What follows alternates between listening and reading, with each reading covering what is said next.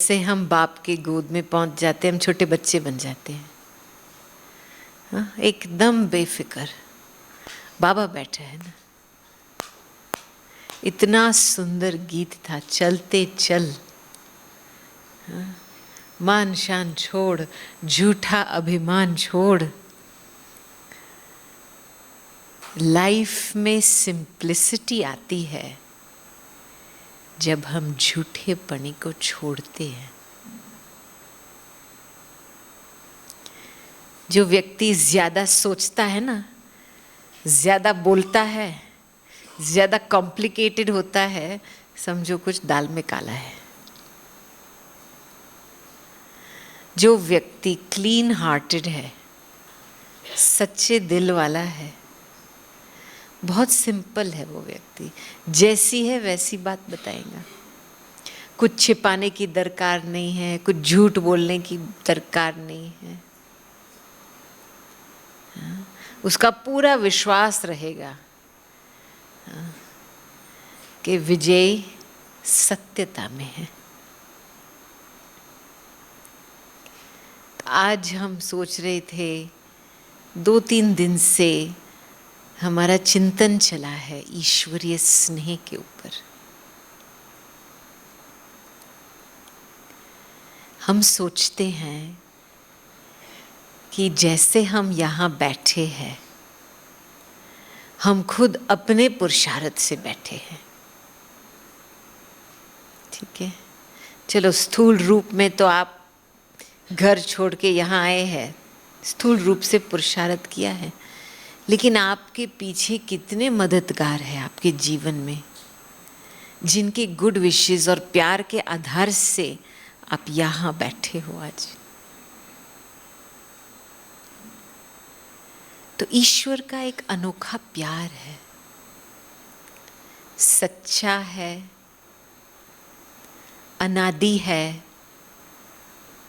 अविनाशी है। अविनाशी क्यों है? क्योंकि इसका कोई शरीर नहीं है।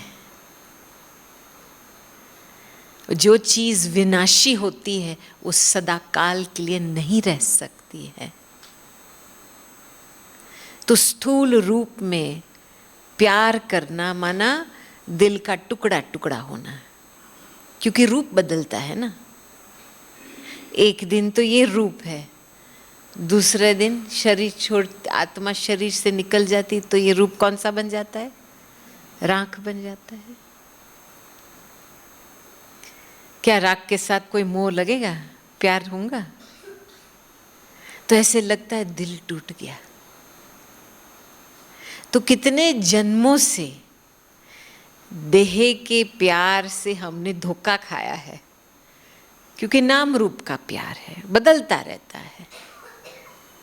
जिस रूप में हमको चाहिए उस रूप में स्थायी नहीं रहता है, राइट?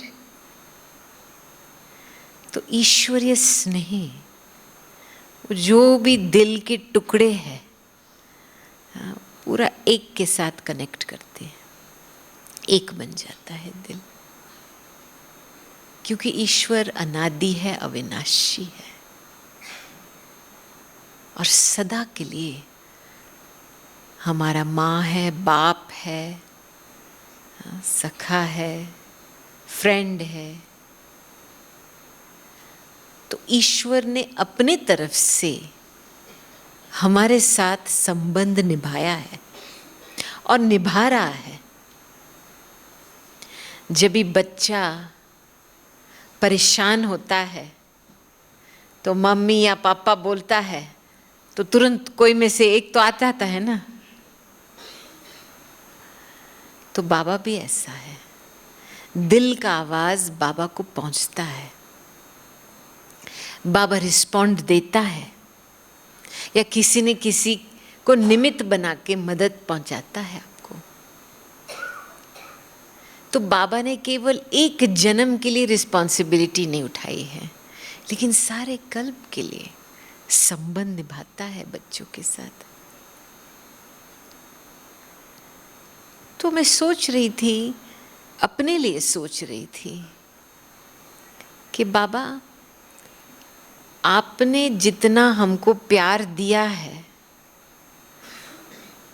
चाहे डायरेक्ट मिला है आपसे, चाहे आपने जो दादियों को दिया है उनसे हमको जो मिला है, मुझे ऐसे लगता है कि हमारी जीवन में, जीवन की जो माना फलीभूत हुई है, ये प्यार और गुड विशेस के कारण से। विशेषताओं की बीज तो होती है हर व्यक्ति में, लेकिन जब तक प्यार का पानी नहीं डालते हैं तो वो विशेषता प्रकट नहीं होती है।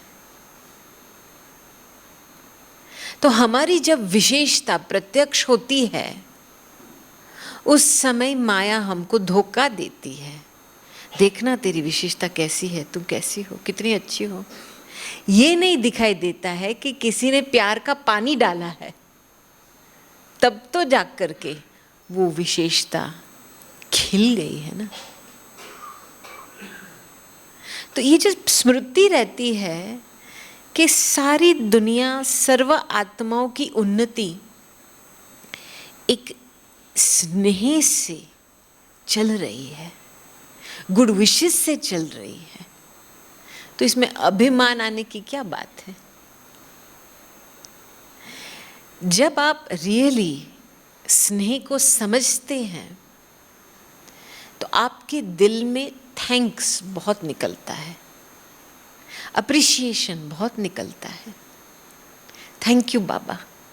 हर चीज़ में आपको जैसे भाग्य लगता है, मेहनत नहीं लगती है।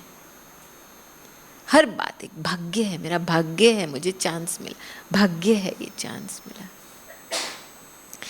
जो हद का त्याग है वो त्याग महसूस नहीं होता है, भाग्य महसूस होता है ना। सभी का ये अनुभव है ना।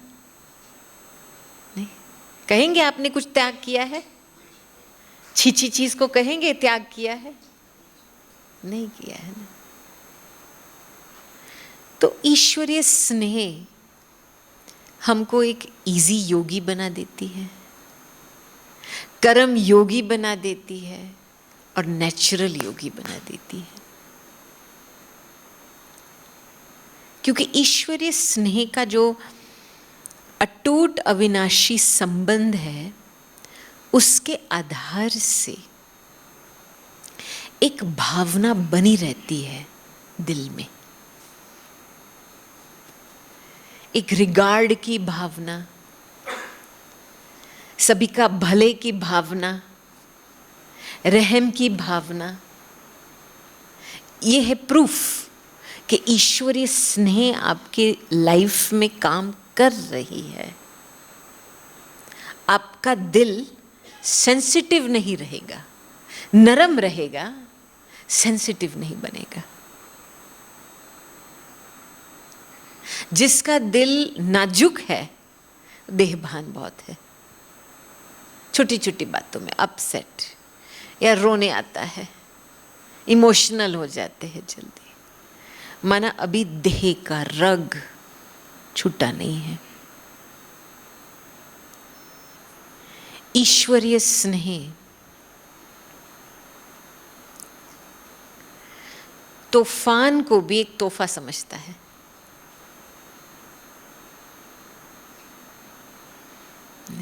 जब ईश्वरीय स्नेह होता है ना, तो आपको सभी की भावनाएं और पुरुषार्थ दिखाई देती है। क्योंकि प्यार ये चीजों को देखती है। अभी आप कई लोग यहाँ पे चश्मे पहने हैं, ठीक है,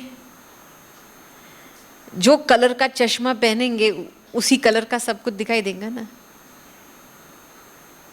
तो जब ईश्वरीय स्नेह के चश्मे पहनते हैं तो बहुत कुछ सूक्ष्म चीजें दिखाई देती हैं। मुझे याद है, हम एक बारी लंदन में थे और साउथ लंदन में एक सेंटर है हमारा, तो वहाँ पे पब्लिक प्रोग्राम था। तो उस पब्लिक प्रोग्राम में काफ़ी लोग आए थे, लेकिन हमने जैसे शुरू किया प्रोग्राम तो थोड़ा 10 मिनट के बाद एक भाई आया, लंबा सा भाई था और बिल्कुल पीछे से आकर के सीधा आगे आकर के एक कुर्सी थी आगे, वो आकर के बैठा, और जैसे बैठा मेरे तरफ तो देखा नहीं, उसने अपना नोटबुक पेन निकाल के लिखना शुरू किया।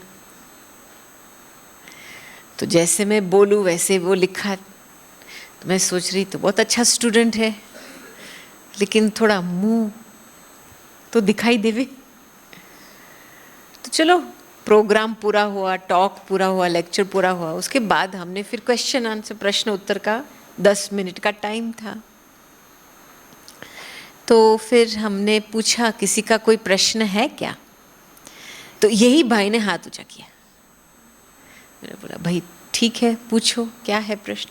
कहता है मेरा कोई प्रश्न नहीं है, लेकिन आपके लेक्चर से जो अयथार्थ शब्द थे मैंने उसका लिस्ट बनाया है,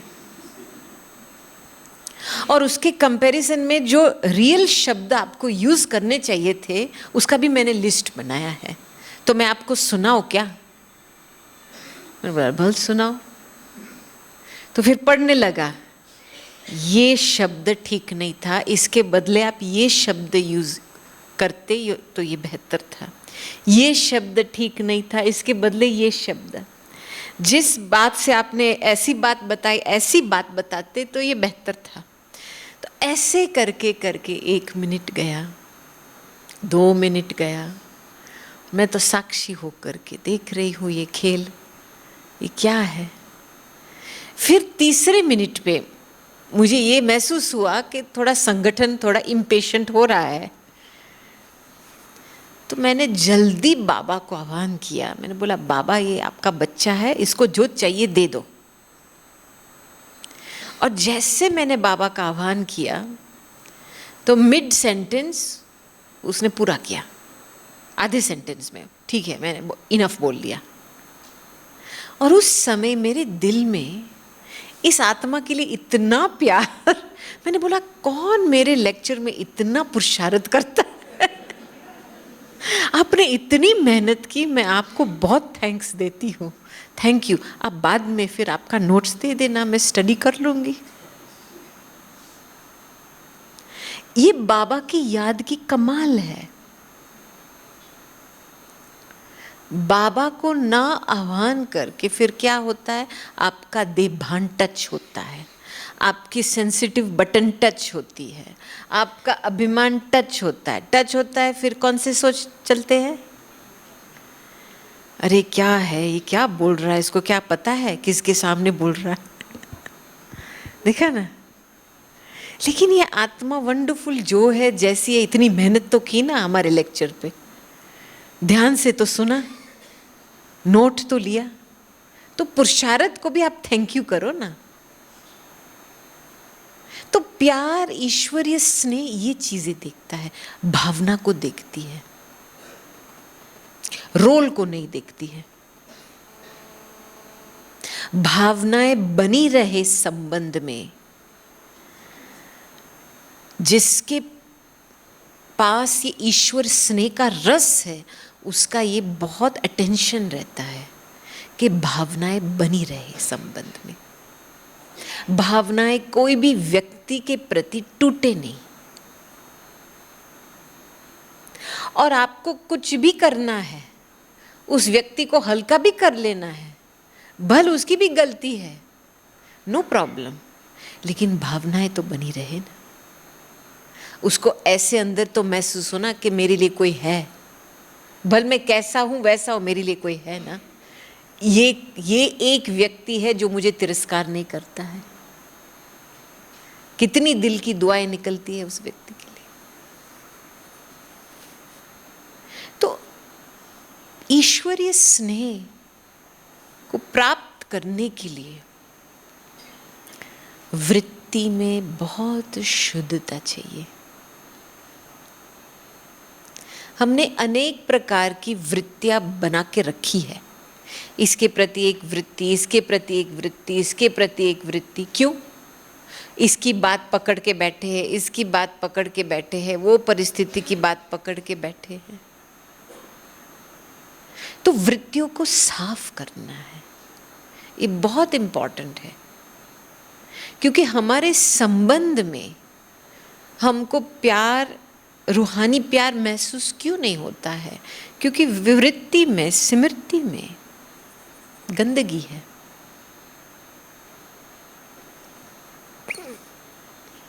आप अपनी गंदगी को नहीं देख सकते हैं, अपने रबिश को नहीं देख सकते, दूसरे की रबिश देखते हैं। तो cleanliness is the foundation of pure love. और मैंने देखा, मुझे याद है कि जब किसी का नियत साफ होता है ना, उसको तुरंत कोई व्यक्ति के वाइब्रेशन महसूस होते कि ये ठीक नहीं है, इसको कुछ देवे, ठीक हो जाए, हल्का हो जावे, लाइट हो जावे। हमने ये दादी जानकी में बहुत देखा है। बिना शब्द से दादी को पता चलता था चेहरे से। दादी हमको कहती थी कम से कम 5-6 बारी मेरे सामने आना चाहिए दिन में, ताकि मैं तेरा मुंह देखूं।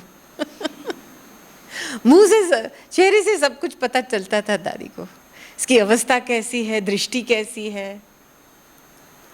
तो एक दफ़ा क्या हुआ, जब शुरुआत हुआ था रिट्रीट सेंटर का ऑक्सफोर्ड में, जो हमारा GRC है, तो वहाँ पे तो हमारी रिट्रीट्स लगातार, वो तो पहला रिट्रीट सेंटर था, उस हमारे पास कोई मॉडल नहीं था किस तरीके से रिट्रीट सेंटर को बहुत रिट्रीट्स होते थे, Friday to Sunday, Tuesday to Thursday, फिर फ्राइडे टू संडे, ऐसे लगातार होते थे। और वो 100-150 लोग आते थे।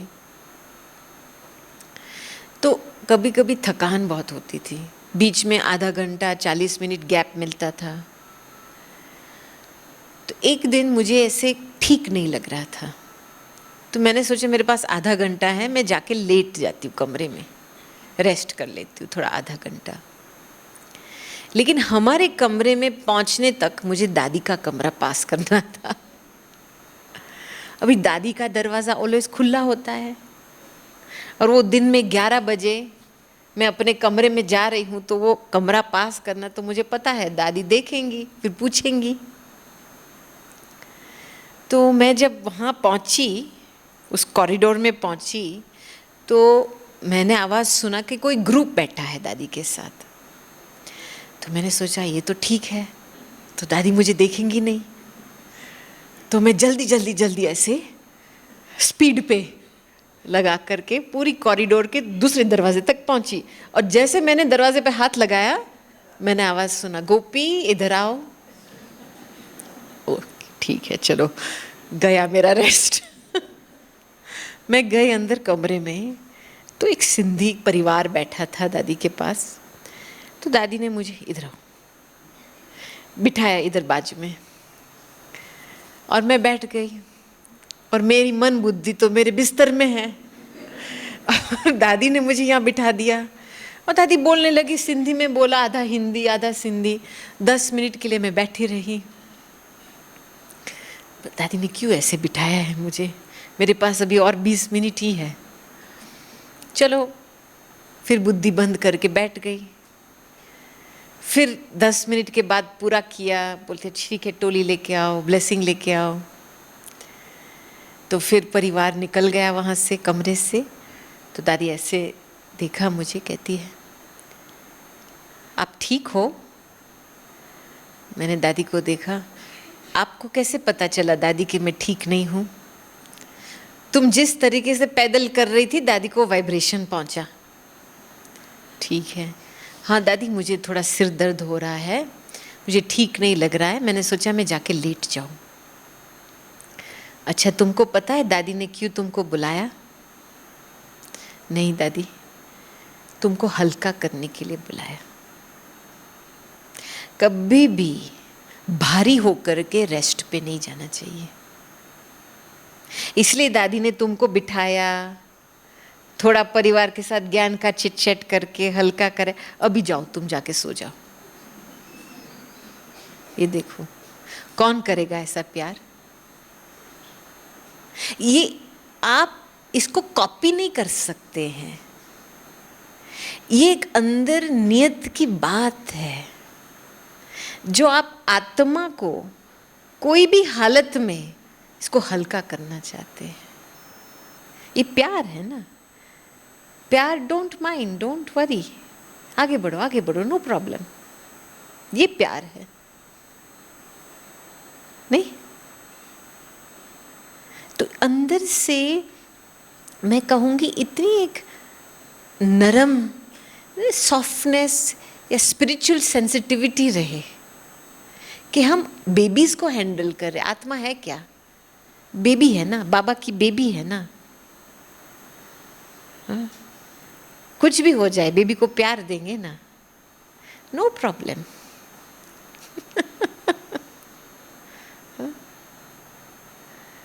ये बहुत इम्पॉर्टेंट सब्जेक्ट है हमारे लिए, क्योंकि जब ईश्वर का स्नेह हमारी वृत्ति से, दृष्टि से, स्मृति से प्रत्यक्ष होता है ना, तब औरों को खींच होंगे, हम आवे, हम नजदीक आवे, अपनापन महसूस होगा इनको, और हम इन आत्माओं को माला में पिरो सकेंगे।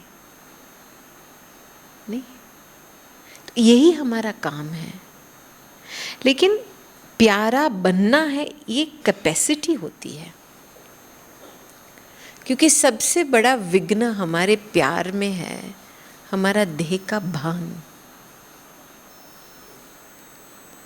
हमने प्यार को मोह समझ लिया है, प्यार को कंफर्ट समझ लिया है, साधन का कंफर्ट समझ लिया है। नहीं, पहले मैं कंफर्टेबल रहूं फिर मैं बाबा को याद करूं। अरे बाबा की याद में ही आपको राहत मिलेगी। सभी को ये तो अनुभव होगा ना, जब आपको कुछ ठीक नहीं लगता है सवेरे, लेकिन जब मुरली में आते हैं, मुरली सुनते सुनते ठीक हो जाती है ना तबीयत, है ना। वो जो बादल था हट जाता है ना मुरली सुनते सुनते। तो ईश्वर को प्यार करना है माना मुरली से प्यार होना चाहिए, पढ़ाई से प्यार होना चाहिए, परिवार से प्यार होना चाहिए। कई लोग तो कहते हैं मैं तो ठीक हूं, अकेली तो मैं ठीक हूं, बाबा से प्यार करती हूं, लेकिन संगठन में आती हूं तो संगठन में प्रॉब्लम होता है। भाई क्या प्रॉब्लम होता है? बस औरों का स्वभाव संस्कार। तो जो प्यारा बनना चाहता है वो पहले अपनी कमजोरी को देखेगा, औरों की कमजोरी को नहीं देखेगा पहले, क्योंकि अपनी कमजोरी बनती है अपनी वीकनेस की फाउंडेशन।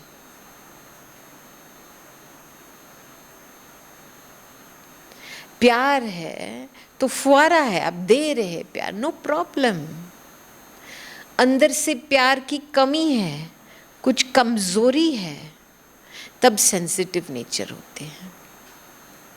तो प्यार का ये प्रूफ है कि अपने संस्कारों को कुट कुट करके देखो। दादियाँ ये करती थी ना। मुझे याद है एक बारी ब्रिजेंद्र दादी क्लास में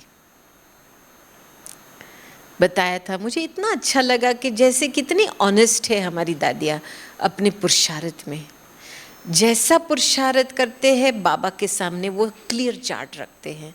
ऐसे नहीं कि काम चलाव वाला पुरुषार्थ या दिखावा पुरुषार्थ, हाँ, हठ योग का पुरुषार्थ, ऐसे नहीं। तो दादी ने जब क्लास शुरू किया था उस समय, तो कहते कल रात को मैं अपने संस्कारों को 2 बजे तक कूट कूट के देख रही थी, कौन से संस्कार अभी तक पुराने रहे हुए हैं अंदर। किसने ये मेहनत की है? अभी तो सभी को चांस है ना ये मेहनत करने का। जिसके अंदर एक दिल का स्नेह, दिल की स्नेह की भावना बनी रहती है ना, वो कभी किसी और को दोषी नहीं बनाएगा, कभी नहीं, कभी नहीं। एक्चुअली वो खुद दोष अपने आप ऊपर ले लेगा। मुझे याद है दादी के सामने, दादी जानकी जी के सामने किसी ने झूठ बोला था, तो बहुत दादी को पता था झूठ बोल रहा है, कुछ सिचुएशन था और झूठ पे झूठ बोल रहा था। हमको भी पता था ये झूठ बोल रहे हैं। तो दादी जैसे वो बोलने लगे, दादी चुप हो गई, दादी ने कुछ बोला नहीं। हम बाजू में बैठ रहे थे और हम ट्रांसलेशन कर रहे थे। हमने सोचा दादी रिएक्शन क्यों नहीं कर रही, शांत क्यों हो गई है। तो जब वो व्यक्ति चली गई तभी मैंने दादी को पूछा, दादी आप इतने शांत क्यों हो गए, आपने कुछ बोला क्यों नहीं। तो दादी ने बोला कि दादी अपने आप को देख रही थी, क्या कमी है जो इस आत्मा दादी को सच नहीं बोल पाई।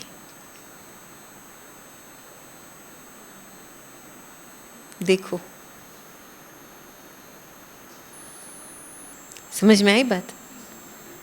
प्यार क्या है कि मेरा रूप ऐसा बने जो किसी को मेरी कंपनी में शीतलता महसूस हो, सेफ्टी महसूस हो, वो खिल जाए, वो डरे नहीं मेरी कंपनी से।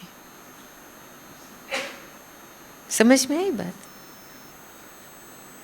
मुझे इतना उस समय अंदर से लगा कि देखो दादी उसके बारे में नहीं बोल रही है, वो खुद को देख रही है कि मेरी धारणा में क्या कमी है कि ये आत्मा मेरे सामने सत्य झूठ बोले, कि वो सत्य नहीं बोल पाई। मुझे याद है एक माता थी, क्योंकि विदेश में जब होते हैं तो ऐसे झाड़ में हैंड्स तो नहीं मिलते, हैंड्स बनाने पड़ते हैं, बड़ी मेहनत से हैंड्स बनते हैं। जब दादी जानकी जी लंदन आए थे तो गिनने चुनने थे, 10-12 लोग ही थे क्लास में। धीरे धीरे एक एक के ऊपर पुरुषार्थ करके, एक एक के ऊपर। हमको याद है जब केन भाई, चार्ली भाई आए थे तो हिप्पीज थे, पता है ना हिप्पी कल्चर कैसा होता है, लंबी लंबी दाढ़ी, लंबे लंबे बाल, ऐसे वो हिप्पी कल्चर था उस जमाने में 75 में। तो वो जब दरवाजे पे आए थे तो उस ड्रेस पे आए थे, लेकिन दादी ने ऐसे नहीं कि क्या है, अरे इनसे बदबू आ रही है, कैसे कपड़े पहन के आए हैं, अरे इनको भगाओ जल्दी, ऐसी वृत्ति नहीं थी। आत्मा है ना, बुलाया अंदर, कोस कराया, प्यार किया, और देखो आज दोनों देश चला रहे, रीजन चला रहे हैं। तो प्यार माना आप ऊपर ऊपर का नहीं देखेंगे, आपको किसी की जिगरी नब्ज आप पकड़ सकेंगे।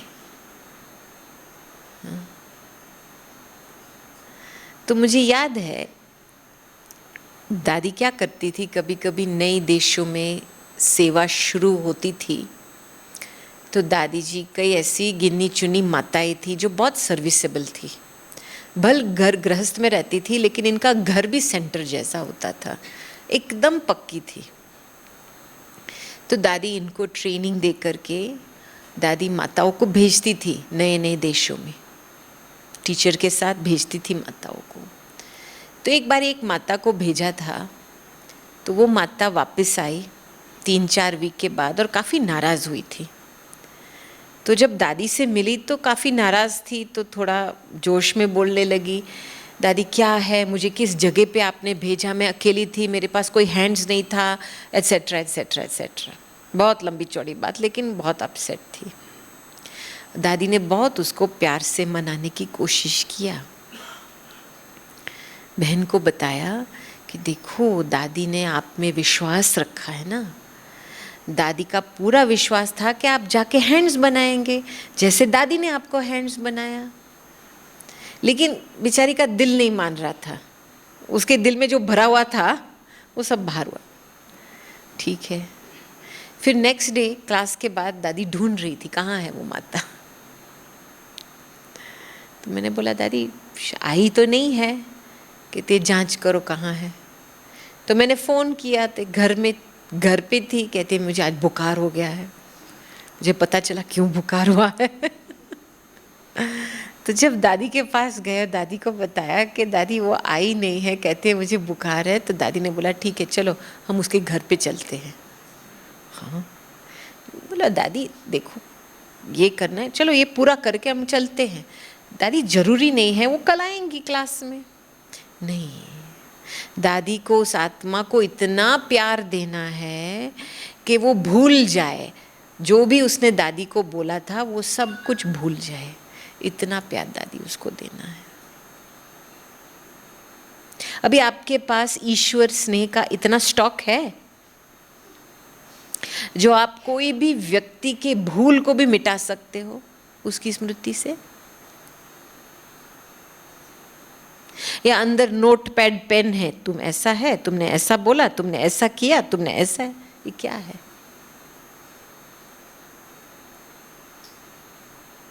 समझ में आई बात? बाबा देखो ना बच्चों के सामने, वंडरफुल है। बाबा शिक्षा देता है, श्रीमत देता है। उस समय प्यार की लहर में आकर के हाँ बाबा हम करेंगे, हाँ हम करेंगे, फिर 2 दिन के बाद रिवर्स में गाड़ी जाती है, प्रॉमिस टूटता है, झूठ बोलते हैं बाबा के सामने। फिर भी बाबा भोला बन जाता है ना बच्चों के सामने, क्योंकि अभी धर्मराज का पाठ शुरू नहीं हुआ है। बाप है ना,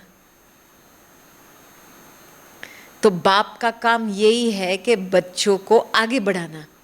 कुछ भी हो जाए ठीक है, छोड़ दो, अभी ये नहीं, अभी दिल खोल दिया ना, बता दिया, अभी आगे बढ़ो, आगे बढ़ो। नहीं, कितनी दुआएं मिलती है।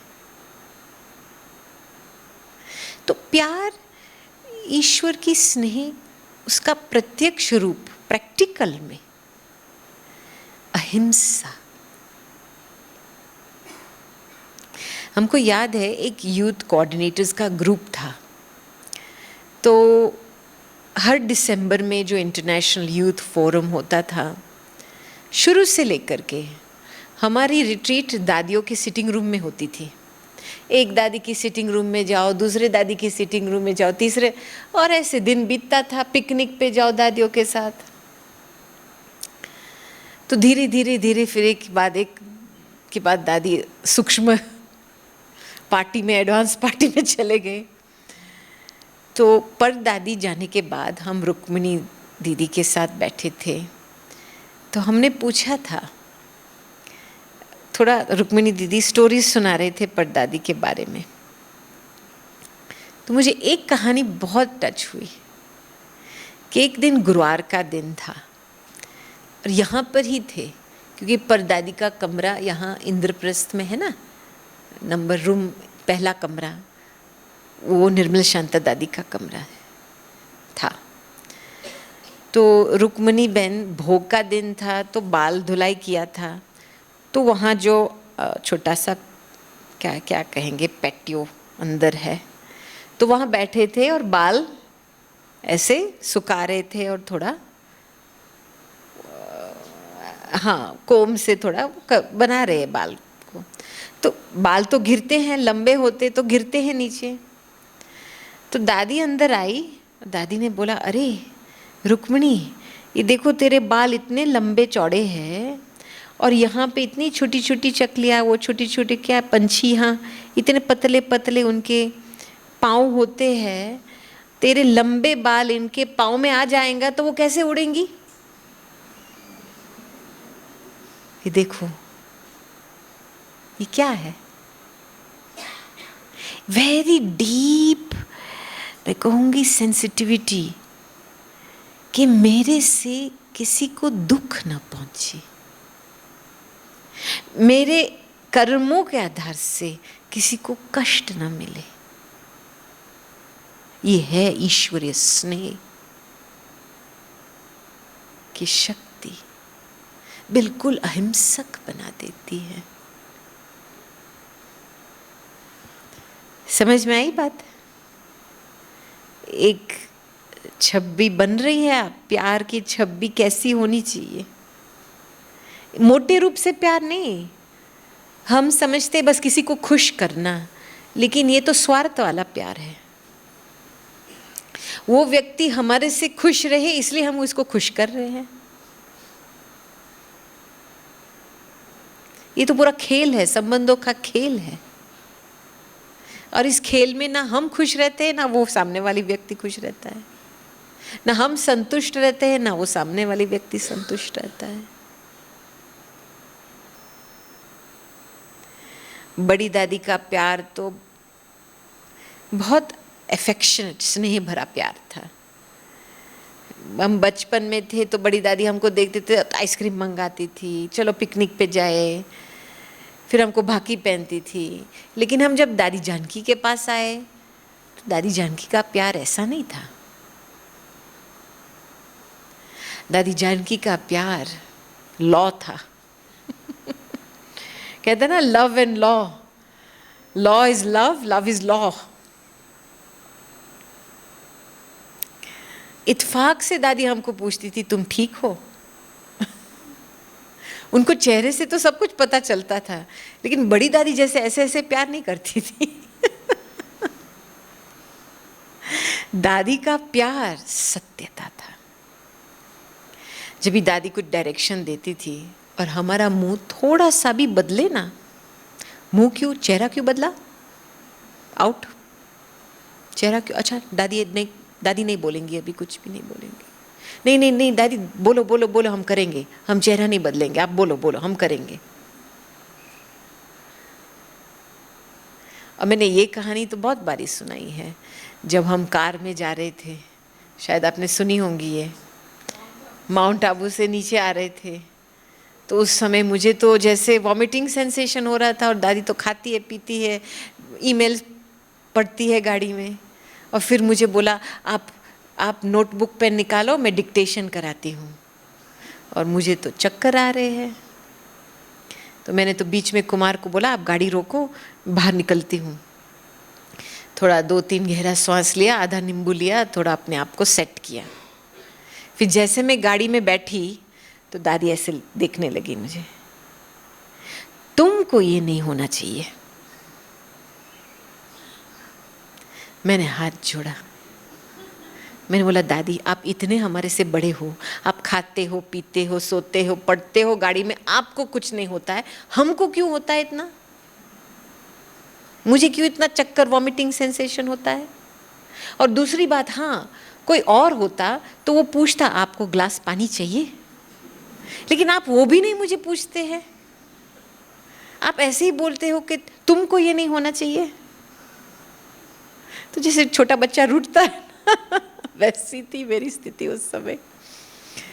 तो दादी हंसने लगी। मैंने बोला आप बताओ ना दादी, क्या है आपकी सीक्रेट, आपको क्यों नहीं पेट अपसेट होता है, या यहाँ पे अपसे चक्कर क्यों नहीं आते आपको। कहती ठीक है दादी बताती है, आप लोग छोटी छोटी बातों में टाइम वेस्ट, एनर्जी वेस्ट, शब्द वेस्ट करते हैं ना। तुम लंच को क्या किसके साथ गपशप कर रही थी, दादी ने देख लिया था, बाबा की याद में तो भोजन नहीं स्वीकार किया था उस दिन। तो कहती है छोटी छोटी बातों में जहाँ पे टाइम वेस्ट होता है, एनर्जी वेस्ट होती है, वो वेस्टेज का एक बोझा पड़ता है आत्मा में, और उस बोझ को फिर आपको ही भोगना पड़ता है छोटी छोटी बातों में। आप जब सीढ़ी चढ़ेंगे चक्कर आएंगे, सवेरे उठेंगे बुखार जैसा लगेगा, पता नहीं है उसका कारण क्या है। ये सारा बोझ, व्यर्थ का बोझ का भोगना है। ये था दादी जानकी जी का प्यार। मुझे उस समय बहुत दिल से थैंक्स निकला, क्योंकि दादी एक स्पिरिचुअल साइंटिस्ट थी। अपने ऊपर अपने देह को त्याग करके अशरीरी, खुद को अशरीरी बनाना, खुद के जो भी बीमारी है उससे पार जाना, दादी इसमें एक्सपर्ट थी। तो वो एक एक बीमारी का रग समझती थी। ये था प्यार। अभी हर एक व्यक्ति हमारे लाइफ में है उनकी भावनाएं कई अलग अलग प्रकार से प्रत्यक्ष होती है ना। तो जब भी हम किसी की भावनाएं को समझते हैं तो जिस तरीके से वो प्यार देना चाहते हैं वो भी हम समझते हैं, तभी हम वो प्यार स्वीकार कर सकते हैं। समझ में आई बात? समझो मेरे मन में बस मुझे बड़ी दादी जैसा कोई प्यार करे, मुझे वही प्यार है, और कोई मुझे ऐसा प्यार नहीं करे दादी जान की मुझे ऐसा, तो फिर मुझे लगेगा अरे दादी मुझे क्यों बार बार रिजेक्ट करती है।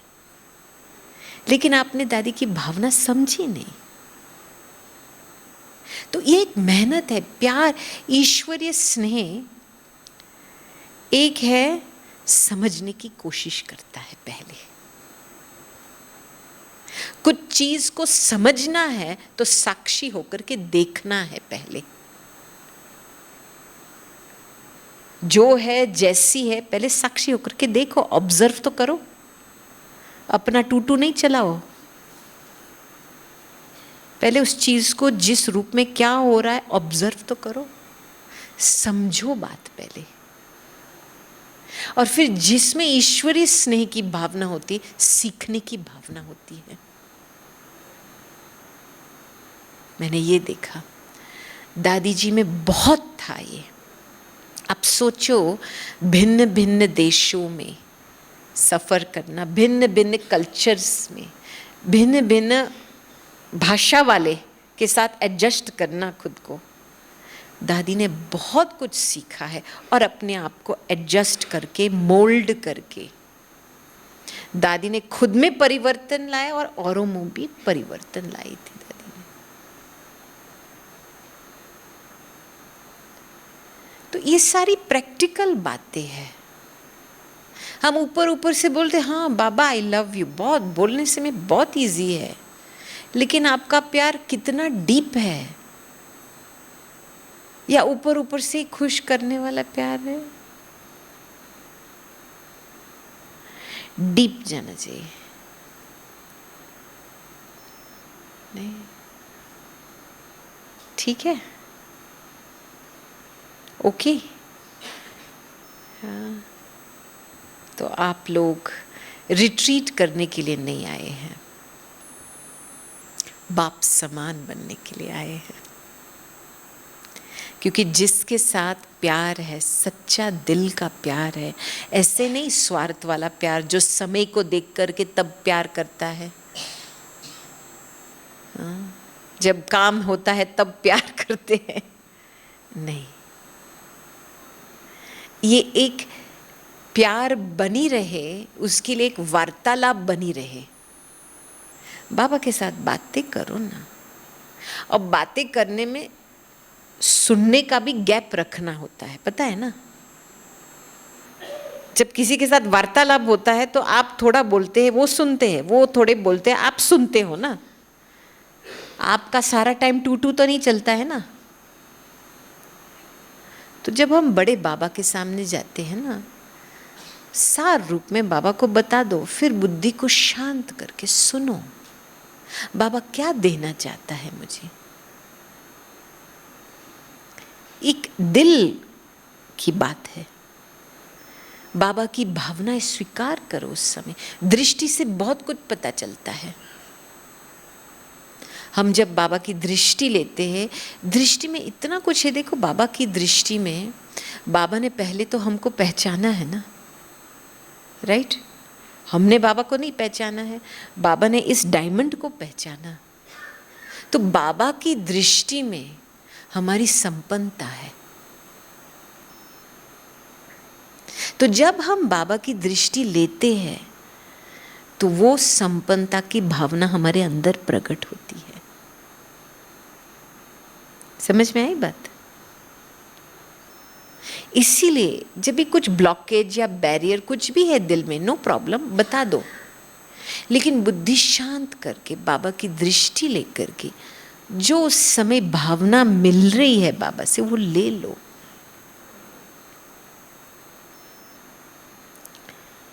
इसलिए बहुत रिलैक्स्ड माइंड रखना पड़ता है।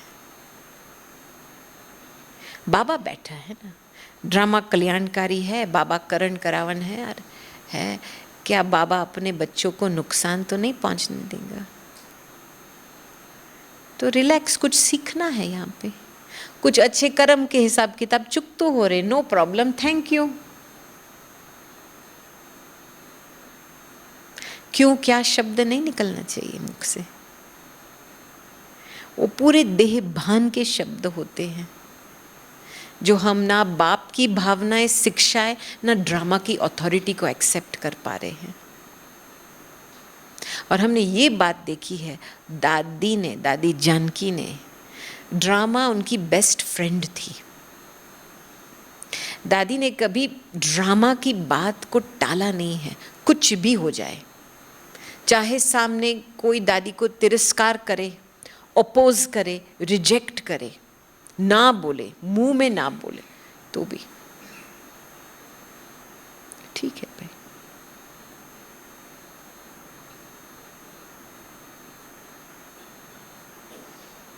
तो हर एक को अपने दिल से देखना है भी। आप आए हो यहाँ पे चलो रिलैक्स होने के लिए, फिक्र से दूर होने के लिए, लेकिन अपनी दिल की सफाई करने के लिए भी आए हैं ना, क्योंकि प्योर लव चाहिए ना। प्योर लव के लिए एक फाउंडेशन बनाना होता है अंदर, ऑनेस्टी का, सिंप्लिसिटी का, संतुष्टता का। तो ऐसा लक्ष्य रखो कि आपकी प्यार में, आपकी भावनाएं में, आपकी वृत्ति में ऐसी शुद्धता हो कि स्वयं भगवान आपके प्रति आकर्षण हो जाए, बार बार बाबा आपको याद करे।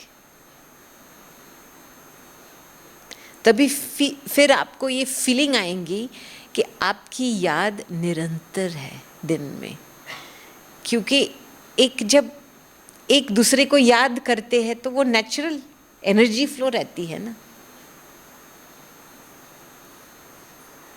तो ऐसा खुद को लायक बनाना है, इसलिए आप यहाँ आए हैं, न केवल रिट्रीट करने के लिए, लेकिन बाप समान बनने के लिए। मंजूर है? जिसको मंजूर है वो हाथ ऊंचा करो। अच्छा, बाबा देख रहा है, हाँ? ठीक है, थैंक यू। चलो, ओम शांति। अच्छा,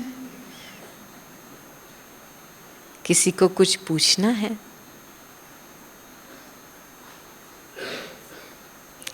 जी,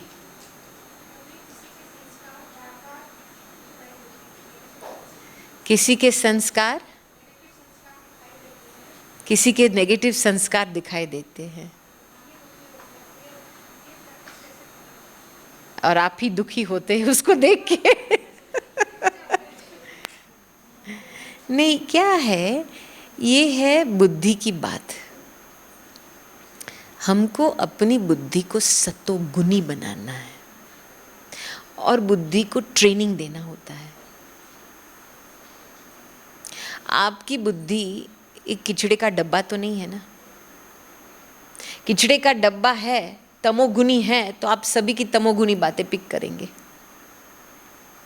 बुद्धि जब सतोगुनी है तो चलो 99% भी खामियां है, लेकिन आपको 1% दिखाई देंगे।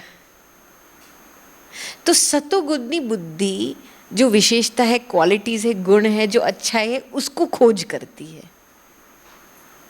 तो ये एक प्रैक्टिस होनी चाहिए खुद के ऊपर।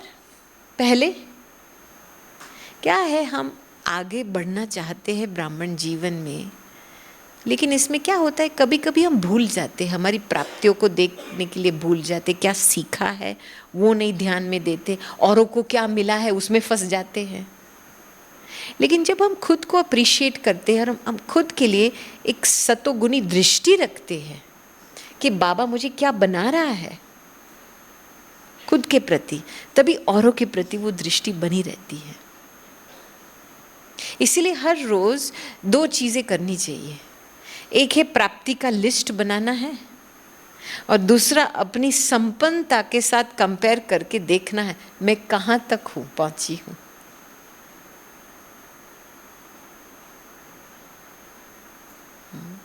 ये जब अंदर की तरफ एक आँख होती है ना, तो बाहर की तरफ एक रहम की आँख रहती है।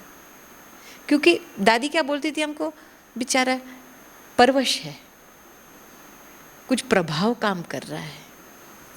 कोई आत्मा, किसी को दोषी नहीं बनाना है, तो बुद्धि को सतोगुनी बनाना है।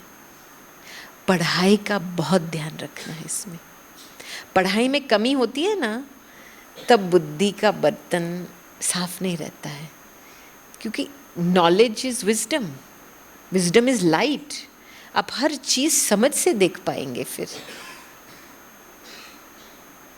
You understand? तो ये सारा मदार है बुद्धि पे, बुद्धि की क्वालिटी के ऊपर। इसीलिए कुट कुट करके, मुझे याद है एक बारी क्या हुआ, रिट्रीट सेंटर में उनका टाइमिंग्स होता है। जब रिट्रीट वाले आते हैं तो इनको एडवांस में ईमेल भेजते हैं, कहते 12 से 2 बजे तक भोजन रहता है, आप आएंगे तो आप 12 से 2 बजे आओ ताकि आपको भोजन मिले, या आप 4 बजे के बाद आओ तो आपको चाय नाश्ता मिलेगा। तो एक बहन आई थी और वो आई थी 2:30 बजे। पूरा किचन बंद हो गया था, सब कुछ समाप्त हो गया था, तो पहुंची इतना रश रश में। तो रिसेप्शन डेस्क पे आई तो ऐसे डिमांड कर रही थी, मैं बहुत दूर से आई हूँ, मुझे अभी खाना चाहिए। और वो बेचारी बहन रिसेप्शनिस्ट थी, वो मुसीबत में पड़ गई, क्या करे, अरे किचन में फ़ोन करे, कोई फ़ोन ना उठावे, सभी तो निकल गए थे किचन से। और किचन कितना दूर, रिसेप्शन कितना दूर। और ये कहते ये बाबा का घर है क्या, मुझे कुछ खाना नहीं मिलेगा, ऐसे ऐसे बोल रही थी। तो ये बेचारी थोड़ी रिसेप्शनिस्ट टेंशन में आ गई, तो उसको सीरियस बने, अरे आपको ईमेल भेजा था, अभी आपको 4 बजे रुकना पड़ेगा, आपको चाय चाहिए तो ऊपर का डाइनिंग शायद खुला होगा, आपको थोड़ा चाय अपने आप बना लेंगे। फिर भी इस बहन को थोड़ा वो लगा कि क्या मुझे डिसरिगार्ड कर रही है ये। फिर दादी जी आए थे उस दिन, शाम को 6 बजे आ गए थे। तो ये बहन खास दादी को मिलने के लिए गई। दादी आज मैं आई ना 2:30 बजे, मुझे किसी ने खाना नहीं दिया, और ये रिसेप्शनिस्ट बहन ने, उसकी वृत्ति मेरे प्रति ठीक नहीं थी, उसने मेरे साथ ऐसा वैसा व्यवहार किया। तो दादी से, अच्छा लेकिन ये तो बहन बहुत अच्छी है, इसमें ये गुण है, ये गुण है, ये गुण है। दादी ने पूरे गुणों का लिस्ट बताया उसको। इतना उस बहन को पिघलाया कि वो बहन खुद आकर के रिसेप्शनिस्ट को सॉरी बोल के गई। समझ में आई बात? ये हमारा धंधा है। कुछ भी हो जाए ना, किसी के स्वमान में किसी का कुछ गिराना, किसी को गिराना ये पाप है। किसी की डिग्निटी को बढ़ाना, स्वमान बढ़ाना ये पुण्य है। और ये हमारा धंधा है ब्राह्मण होकर के, ये प्यूरिटी का व्यवहार है। समझ में आई बात? तो जब आप प्यूरिटी को एक धर्म समझेंगे ना, तो तब ये आदतें ऑटोमेटिकली आएंगी। Okay, thank you. ओम शांति।